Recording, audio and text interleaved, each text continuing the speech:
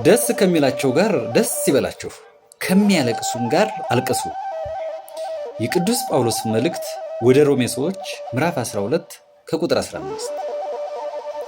በዚህ የልቅሶ ሰዓት፣ የእሮሮ ወቅት፣ የሐዘን፣ የመከራ፣ የጭንቀት ሰዓት ከጎናችን ሆናችሁ ስታዝኑ፣ ስታለቅሱ፣ ስታጽናኑን የነበራችሁ ኢትዮጵያውያንና የኢትዮጵያ ሕዝቦች ሆይ እናመሰግናችኋለን። ምክንያቱም ይህን ቃል ፈጽማችኋልና። ደስ ከሚላቸው ጋር ደስ ይበላችሁ፣ ከሚያለቅሱም ጋር አልቅሱ የሚለውን የቅዱስ ጳውሎስ መልእክትን ፈጽማችኋልና። በእኛ ልቅሶ ውስጥ የእናንተን ልቅሶ አይተናል። የእናንተን ሐዘን፣ የእናንተን ጭንቀት አይተናል። እናም ክብር ይግባችሁ። ለነገሩ ለእኛ ብቻ አይደለም ያለቀሳችሁ፣ ለልጃችሁ፣ ለልጅ ልጃችሁ፣ ለትውልዳችሁ ነው እንጂ። እናም ይህን የእኛን ሐዘን፣ የእኛን ልቅሶ እናንተም ሐዘናችሁ ልቅሷችሁ አድርጋችሁ በልባችሁ ማቅ ለብሳችሁ ጥቁር ለብሳችሁ አዝናችኋልና እናመሰግናችኋለን። ችግራችንን ስለተረዳችሁልን በጣም እናመሰግናችኋለን።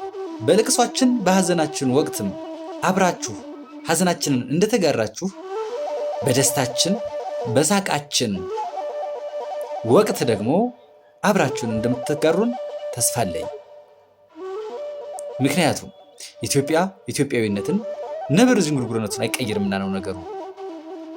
በነገራችን ላይ በልቅሶ የሚዘሩ በደስታ ይለቅማሉ ይላል መጽሐፍ። መዝሙረኛው ዳዊት መዝሙር 126 ቁጥር 5 ላይ በልቅሶ የሚዘሩ በደስታ ይለቅማሉ።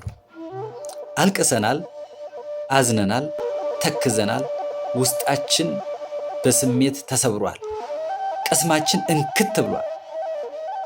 ግን ይህ ልቅሶ፣ ይህ ሐዘን ወደ ደስታ እንደሚቀየር ተስፋ አለኝ።